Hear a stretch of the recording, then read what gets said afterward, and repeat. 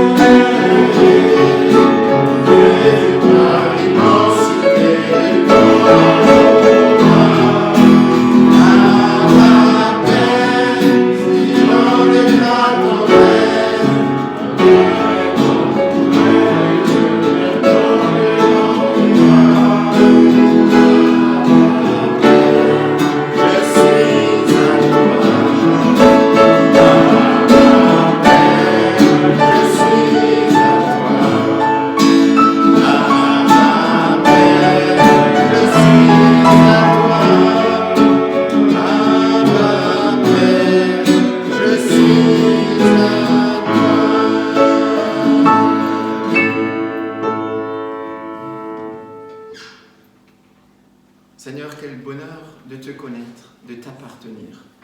Merci Seigneur, parce que tu as créé le monde et tu nous as créés chacun personnellement différents, parce que tu veux nous aimer par amour. Merci Seigneur. Gloire à toi. Amen. Si quelques-uns veulent prier, louer le Seigneur, sentez-vous libres. Alléluia. Merci Seigneur pour ta présence ici parmi nous. Merci parce que tu nous aimes et tu prends soin de nous chaque jour. Merci parce que tu connais nos pensées. Tu sais tout d'avance sur nous, Seigneur. Merci parce que tu prends soin de nous. Amen. Amen. Seigneur, merci pour ta grâce. Merci parce que si nous sommes là, c'est à cause de toi, Seigneur. Merci pour le pardon de nos péchés, Seigneur, pour ce que tu as fait pour nous, Seigneur, d'avoir enduré toutes ces choses pour nous, par amour pour nous, gratuitement, Seigneur. Nous voulons vraiment te louer, Seigneur. Nous voulons nous remettre entre tes mains, Seigneur, pour t'adorer, pour te suivre. Merci, Seigneur, de nous renouveler, chacune ici présente. Merci, Jésus. Amen. Amen. Merci, Jésus.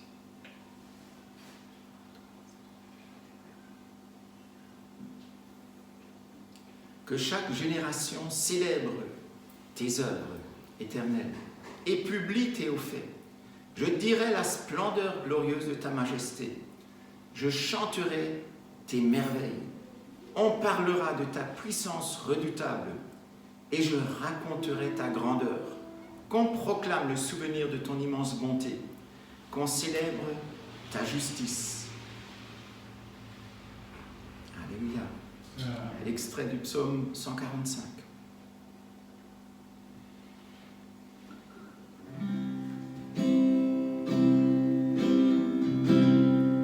Si la lune me plaît,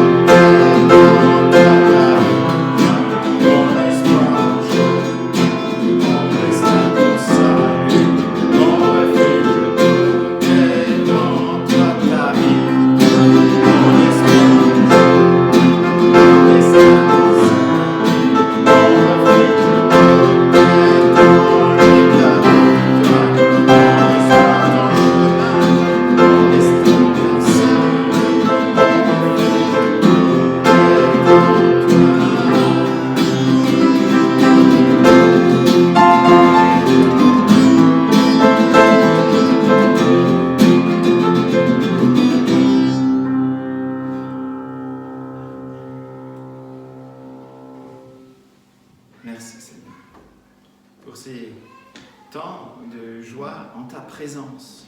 Malgré toutes les choses difficiles dans ce monde, tu nous remplis de ta paix et de ta joie. Alors, l'homme ne vivra pas de pain seulement, mais de toute parole qui sort de la bouche de Dieu. Et nous allons ouvrir la parole. C'est Joseph qui, aujourd'hui, nous apporte le message de la part du Seigneur. Je salue les frères et les sœurs au nom de Jésus.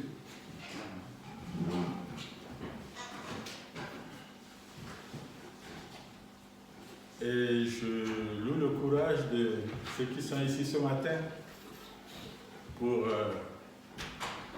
écouter la parole de Dieu.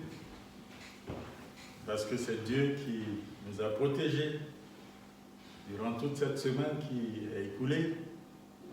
Et aujourd'hui, nous sommes ici pour le remercier et pour le glorifier, parce qu'il est notre Dieu. J'aimerais ce matin, avant d'ouvrir la parole de Dieu, que nous prions tous ensemble. Prions le Seigneur. Notre Père, notre Dieu, Père de notre Seigneur Jésus-Christ, nous voulons te remercier ce matin pour le privilège que tu nous donnes. Seigneur, nous sommes ici pour écouter ta parole. Tu nous as dit que la moisson est grande. Et Seigneur, on a besoin des ouvriers. Voici tes ouvriers, hommes et femmes, aujourd'hui qui t'écoutent, Seigneur, qui écoutent ta parole et qui veulent mettre ta parole en œuvre. Oui, Seigneur, ce matin, je veux que tu m'utilises. Seigneur, tu leur parles à travers moi. Oui, Seigneur, tu te sers de moi comme un instrument pour parler à tes enfants, Seigneur. Nous voulons que tu bénisses le culte de ce matin, Seigneur. Tu sais que ce matin, nous ne sommes pas nombreux dans cette salle, Seigneur, parce que tu nous as aussi envoyé la neige et c'est une bonne chose pour nos plantations, pour nos plantes, Seigneur. On a besoin de l'eau pour ça. On a besoin de la lumière. Oui, Seigneur, tout ce que tu fais est une bonne chose. Et Seigneur, nous voulons qu'à la fin de ce culte, que tu nous conduises aussi, chacun dans sa demeure. Oui, que nous allons en paix, que nous retrouvons ta paix. Nous te remercions au nom de Jésus. Amen. Alors ce matin, nous allons méditer sur ce qui sévit parmi nous et ce qui est d'actualité parmi nous. Et chacun de nous le vit en ce moment. Il s'agit du stress. Que dit la Bible du stress? Si vous parcourez la Bible, est-ce que vous allez trouver le mot stress dans la Bible? La Bible ne mentionne pas directement le stress, mais elle parle de l'anxiété, des inquiétudes et des afflictions. Et cela nous montre que le stress génère aussi ces choses dont la Bible parle. Donc, indirectement, la Bible parle aussi du stress. Mais qu'est-ce que le stress? Si nous ouvrons le dictionnaire, le stress est une réaction réflexe. Donc une réaction naturelle, c'est comme nous respirons, c'est une réaction réflexe, c'est naturel. c'est tant psychologique et physiologique. C'est une réaction de l'organisme devant une situation difficile qui demande une adaptation ou une réadaptation. Un exemple, c'est un événement de la vie. Comment ça fonctionne? C'est tout simple au départ, mais ça ne paraît pas aussi simple que ça. On a un événement de la vie, on a un besoin, après on a une sensation dans notre corps et on réagit pour rétablir ce besoin. Quelqu'un a donné un exemple. Si votre alliance ou votre bague tombe au fond de la piscine, c'est un événement. Et vous avez le besoin d'aller chercher votre bague au fond de la piscine. Et vous plongez dans l'eau pour aller chercher cette bague. À un moment donné, vous manquez d'air. C'est un besoin aussi. Vous voulez sortir pour prendre de l'air. Ça se reflète, votre cerveau déjà enregistre dans votre corps que vous avez besoin d'air. Il faut ressortir, même si vous ne prenez pas la bague, vous serez obligé de ressortir pour prendre de l'air. Donc la réaction est fonction de ce besoin-là, de ce besoin d'air.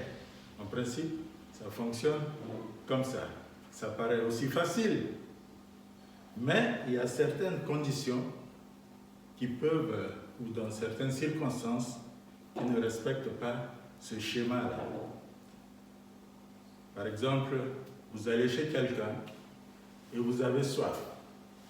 C'est un besoin. Mais votre culture, chez vous, vos parents, ou dans votre société, on dit, si vous arrivez chez quelqu'un que vous ne le connaissez pas, ne demandez pas à boire. Donc ça modifie un peu ce schéma-là. Donc la société dans laquelle nous vivons peut modifier certaines choses. Alors je disais que le stress, ça dépend de l'événement que nous avons devant nous. Le stress peut être généré par une perte d'emploi, par, je ne sais pas, un retard à un rendez-vous. Ça peut être, vous regardez l'heure, vous allez rater votre train ou votre bus, vous êtes stressé, vous courez.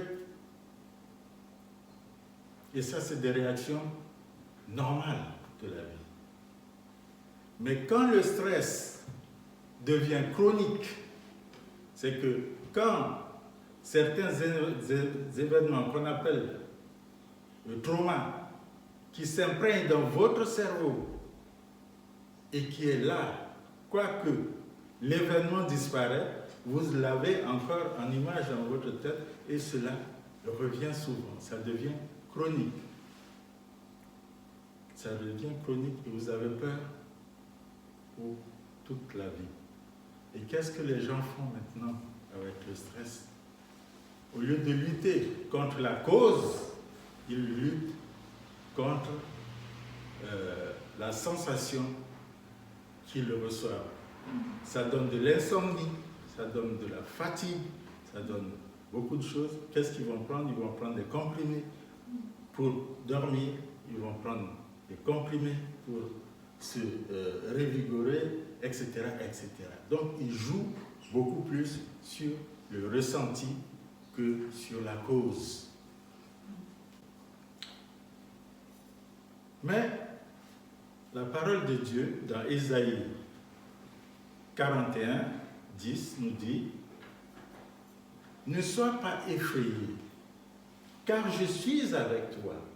Ne sois pas angoissé, car moi je suis ton Dieu. Je t'affirme, je viens à ton secours pour sûr. Je te soutiens de mon bras droit qui fait justice. Nous avons aussi de l'angoisse. Ce stress peut générer des angoisses. Parce que de nos jours, on veut tout contrôler. On veut tout savoir à l'avance. On ne supporte pas l'incertitude. Si je perds mon travail aujourd'hui, comment je ferai demain? Comment je paierai ces factures? Comment je paierai mon loyer? On commence à cogiter, on commence à ruminer. Et ça joue, ça a un retentissement, si vous voulez, sur notre corps. Ça retentit sur notre corps, sur notre cerveau, et cela nous fatigue. Et la parole de Dieu nous dit de ne pas être angoissés, car il est avec nous, que nous ne soyons pas effrayés.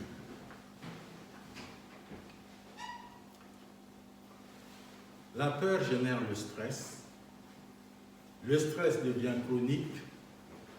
Ensuite, ça se transforme, comme nous ne supportons pas l'incertitude, ça se transforme en anxiété, en angoisse. On est angoissé. Il y a des gens qui font des lettres de motivation. Après, ils vont présenter à une personne. Ah, mon ami, regarde un peu, est-ce que j'ai tout mis là-dedans? Est-ce que tu penses que ça peut passer? Ouais, bon, on fait une petite correction. Ensuite, il reste longtemps, après il réfléchit, il dit, je vais encore consulter une autre personne. Il va consulter une personne. C'est qu'il est angoissé, il est anxieux. Il peut consulter 5, 6, 7 personnes, mais il ne sera pas satisfait. Est-ce que c'est possible? Est-ce que ça peut passer? Donc, l'anxiété, l'angoisse, quand ça dure dans le temps, ça donne quoi? La dépression. On est déprimé. Et le trouble anxieux est l'un des symptômes de la dépression. Le stress, ça arrive à tout le monde. Et quand on rétablit l'équilibre, ça disparaît. Mais quand c'est chronique, quand c'est dans la durée, ça peut engendrer des situations pathologiques. Et la dépression se manifeste de la façon suivante. Il y a une perte de désir. Même pour aller brosser les dents, vous n'avez pas le désir. Aller au travail, ce n'est pas votre problème. Se laver, se raser, se peigner, vous n'avez aucun désir de le faire. Il y a une tristesse profonde qui s'installe en vous. Vous avez une incapacité à éprouver du plaisir. Vous avez le sentiment d'être inutile. Et du coup, vous perdez l'estime de soi. Ça, c'est la dépression. Vous déprimez. Mais la parole de Dieu nous dit dans Deutéronome 31:6, il nous dit, fortifiez-vous. Dans cette version-là, j'ai vu la version qui est affichée. Prenez courage, tenez bon, ne craignez rien et ne vous laissez pas effrayer par eux. Car l'Éternel, votre Dieu, marche lui-même avec vous et il ne vous délaissera pas et ne vous abandonnera pas. Dieu est là. Dieu est avec nous. Quel que soit notre souci, il ne nous abandonnera pas. Il est avec nous. Et le Seigneur Jésus nous donne un bon conseil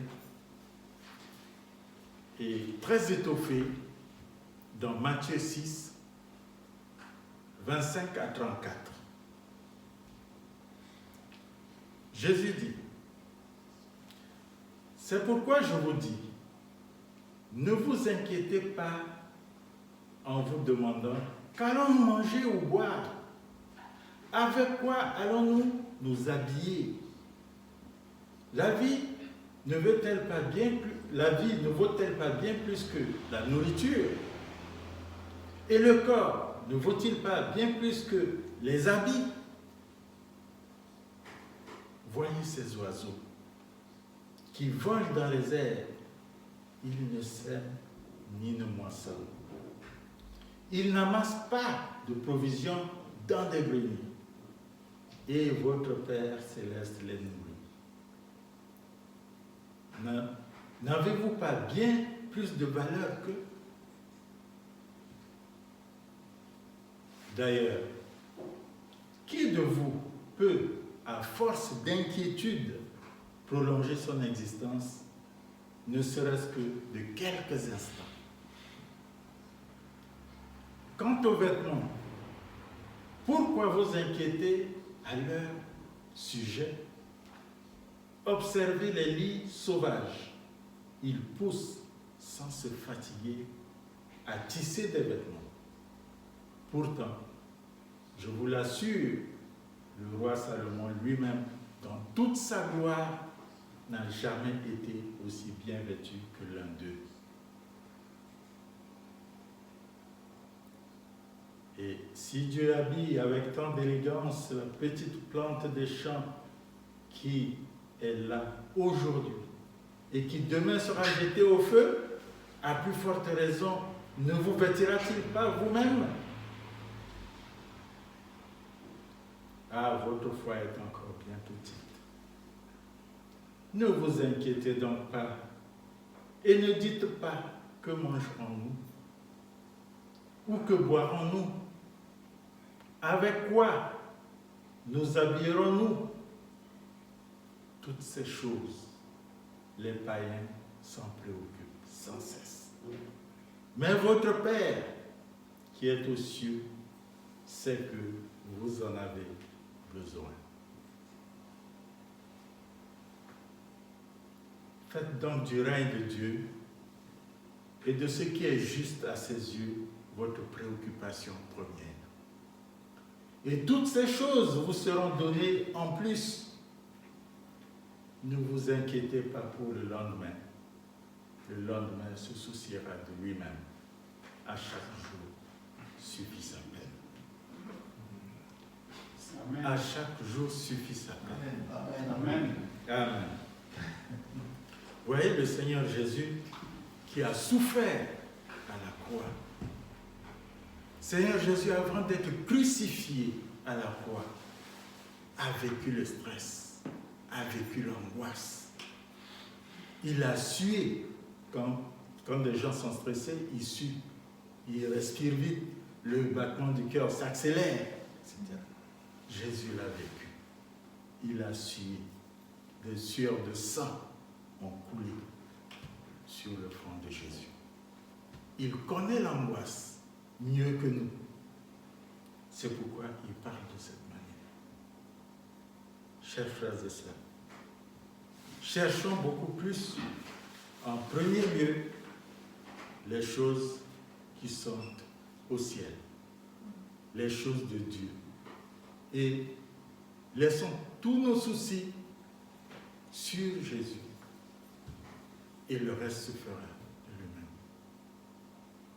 Les gens qui sont angoissés, les gens qui sont déprimés, il faudrait qu'ils se confient au Seigneur. Parce qu'à force de faire du yoga, à force de faire, je ne sais pas, de la relaxation, c'est bien sur le moment.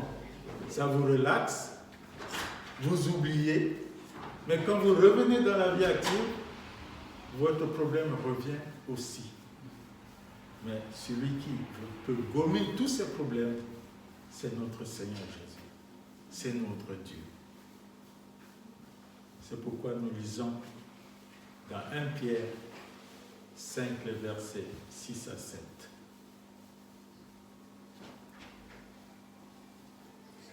L'apôtre Pierre dit, « Tenez-vous donc humblement sous la main puissante de Dieu, pour qu'il vous élève au moment qu'il a fixé.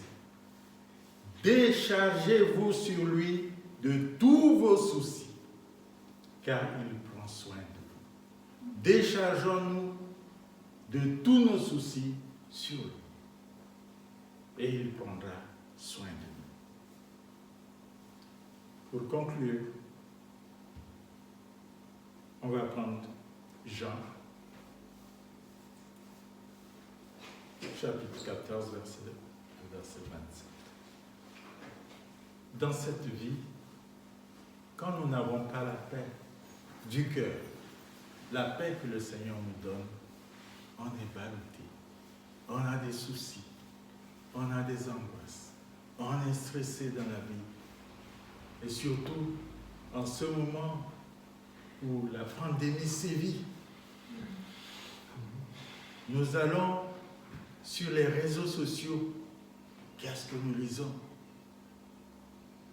Des informations contradictoires. Les scientifiques se contredisent. L'un dit ceci, l'autre dit cela. On regarde la télé, c'est autre chose. On parle des complotistes pour le vaccin. Le vaccin est mauvais. Quand on va à la télé, on nous dit le vaccin, il est bon à 95%. Les gens, ils vont chercher des cas isolés pour dire « Ah, hier, je lisais,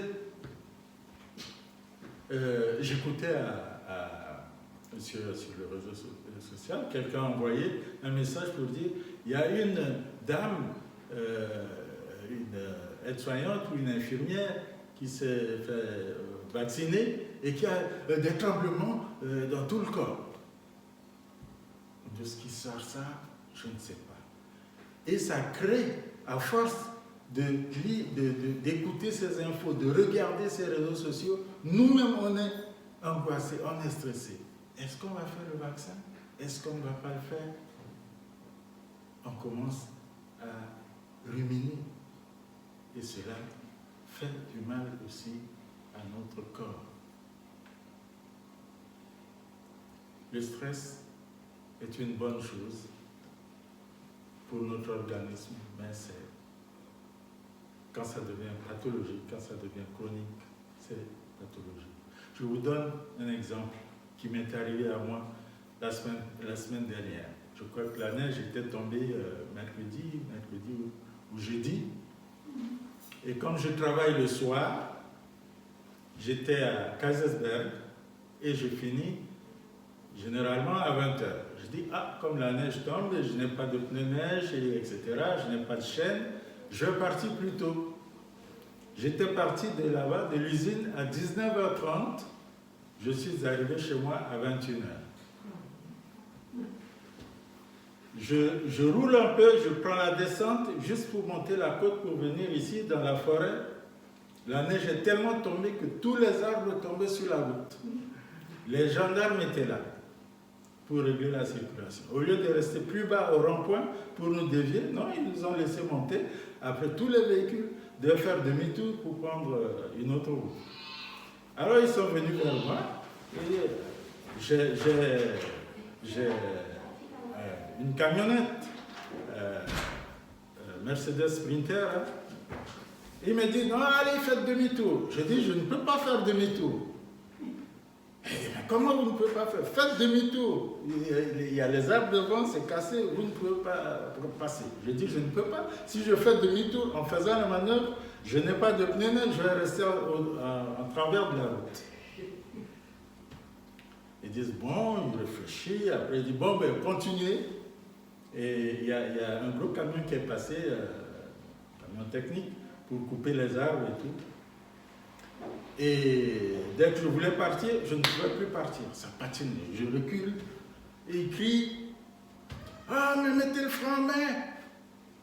Alors tout de suite, moi j'étais stressé, encore avec la tenue des gendarmes et tout. est-ce que vous avez votre permis? J'ai dit, oui, j'ai le permis. Ah, descendez, je vais essayer. J'ai dit, ok. Je descends, et il monte dedans. Il essaie, non, ça ne marche pas, il recule. Après, il descend, il dit, montez dans votre véhicule, nous, on va vous pousser. Là, je remonte. Après, il commence à me pousser. Il pousse. Et je commence à partir lentement. Il dit, ne vous arrêtez pas, continuez. Et je continue. Et je monte la pente. Et puis, j'arrive là-bas. J'attends derrière le gros camion. Il coupe le premier arbre qui est tombé, la première branche qui est tombée. Il dégage la route. On avance un peu. Il y a un autre qui tombe. Il y a un autre qui tombe. Alors, il est découragé, il dit non, faites demi-tour. Je ne peux pas, ça continue à tomber. Si vous restez là, ça va tomber sur votre véhicule. Ce que je vous conseille de rester au milieu de la route. Ah, j'ai dit, vraiment, si je fais demi-tour, je vais dormir ici. C'est pas possible, je vais rester dans la neige. Je ne peux pas faire demi-tour. Et je vois un autre fourgonnette qui venait devant. Et il a vu l'arbre, il a tourné sa camionnette et il a attaché une corde derrière là, sur la broche et il a tiré. Il a dégagé la moitié de la route et je l'ai aidé à dégager et puis il est passé. Et maintenant, c'est comme ça que je suis passé à côté et puis j'ai continué jusqu'à Colmar. Vous voyez, donc le stress est là. Quand on est devant une situation, toujours on est stressé, des fois on est bloqué, on ne sait pas ce qu'on peut faire, mais le Seigneur nous donne beaucoup de conseils dans sa parole. Donc nous lisons Jean 14, 27 qui dit, c'est Jésus qui parle, je pars, mais je vous laisse la paix. C'est ma paix que je vous donne. Je ne vous la donne pas comme le monde la donne. C'est pourquoi ne soyez pas troublés et n'ayez aucune crainte en votre cœur. Ne craignons rien. Nous avons la paix du Seigneur. Et la paix du Seigneur, ce n'est pas la paix que nous aurons chez moi en Centrafrique où la rébellion est matée, mais il y a quand même des poches qui restent. Et ce n'est pas cette paix-là que nous voulons. Nous voulons une paix totale, la paix de notre cœur. Nous allons encore prier pour terminer.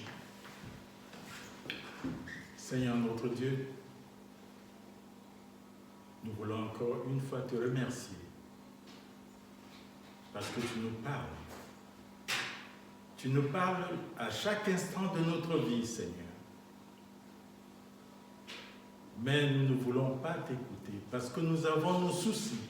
Nous avons beaucoup de soucis.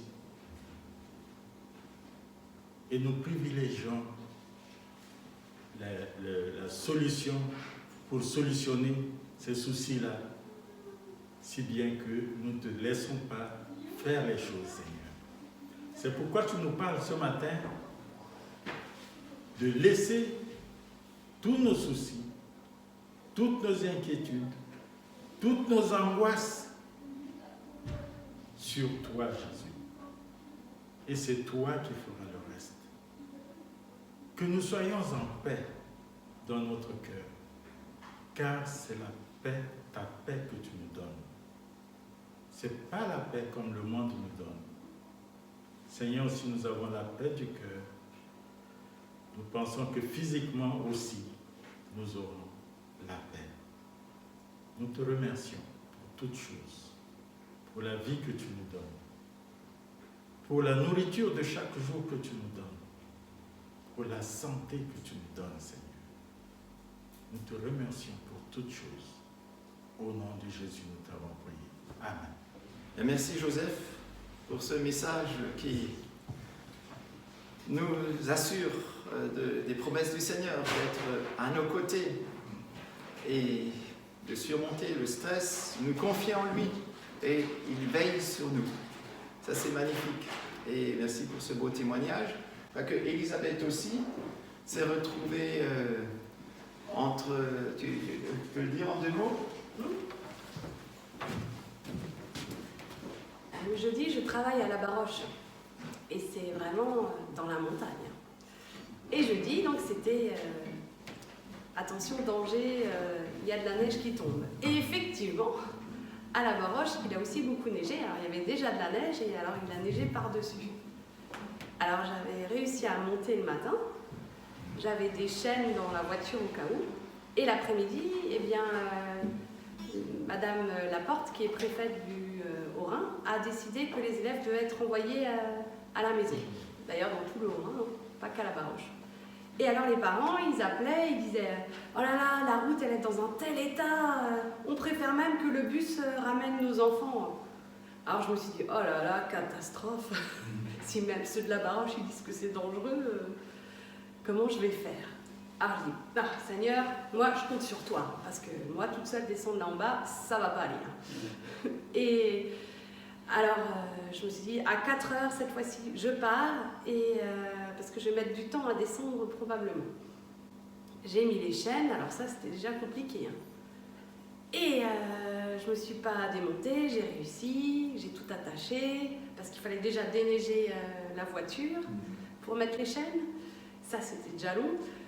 Et une fois que j'avais les chaînes, déjà, premièrement, j'ai prié, j'ai dit « Seigneur, je te remets ma descente entre tes mains. » Comme ça, je vais suivre le chemin et pas aller à gauche ou à droite où il ne faut pas aller. Et j'y suis allée. Et alors, c'était compliqué, il faut quand même le dire. Hein. C'était pas comme sur une piste normale. Hein. La route était difficile. Et il y avait des arbres qui étaient tombés, mais à chaque fois, je pouvais les contourner. Mais, arrivé presque en bas, près de Niedermorschwihr,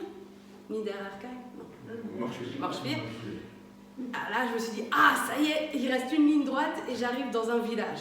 C'est bien, c'est plus la montagne. Et bien là, il y a un arbre avec 4 troncs qui tombent. Juste au loin, mais je l'ai vu tomber. J'ai dit, ah non, là, ça va être compliqué de passer.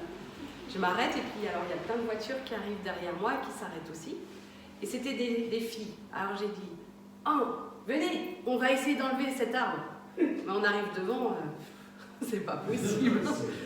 Vraiment. Une tronçonneuse. Hein. Impossible. Alors j'ai dit, mais Seigneur, qu'est-ce qu'on peut faire maintenant? Il y a un homme qui dit, faut remonter. Je dis, ah non.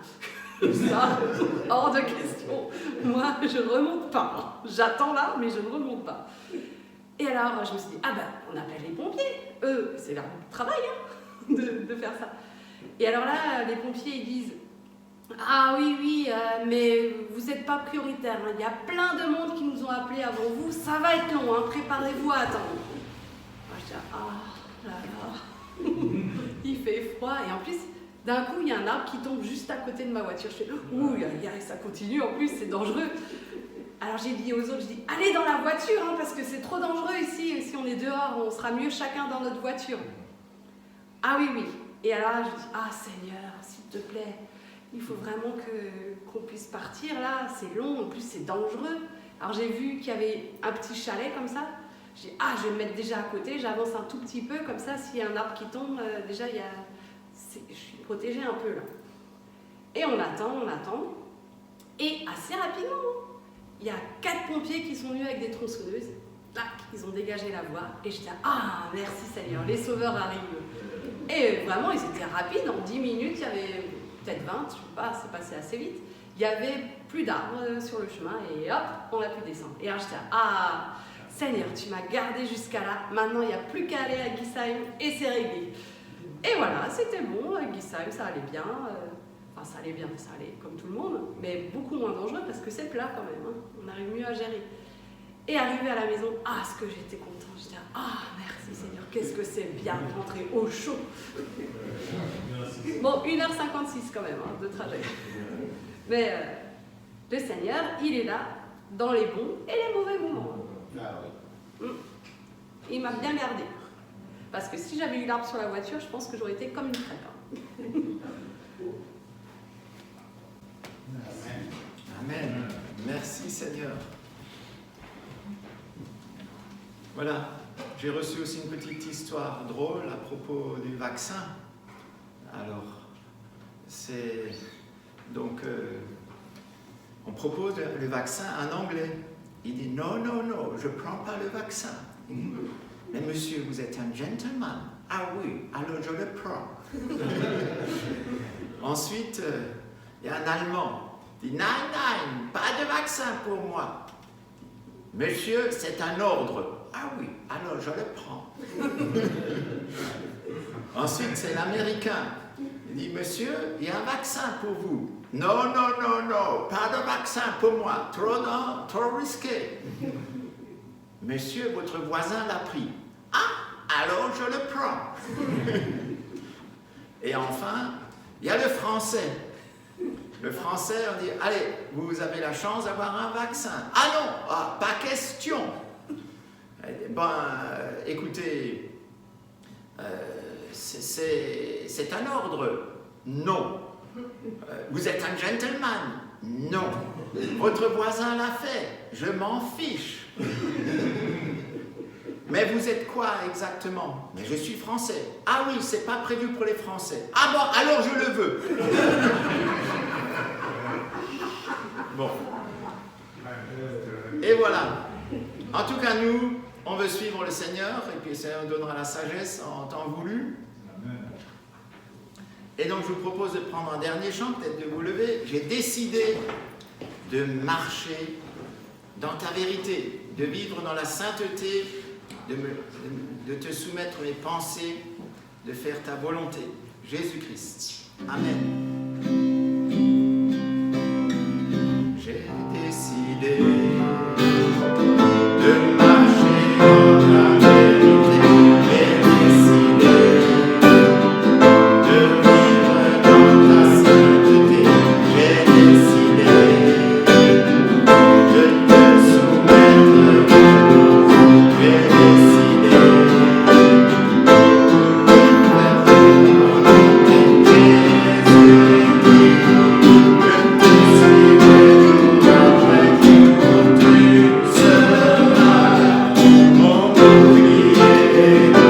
de faire ta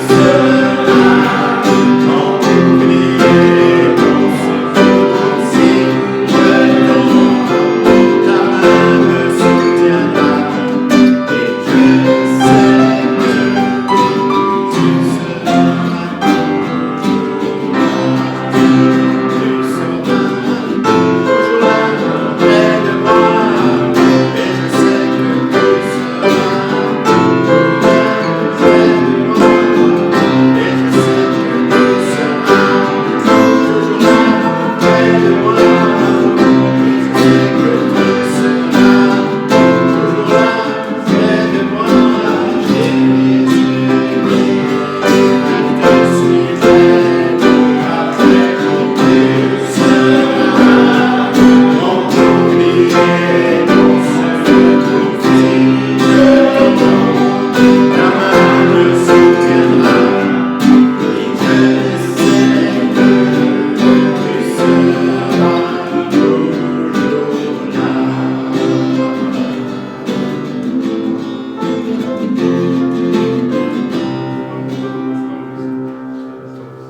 Amen. Que le Seigneur vous bénisse et vous accompagne.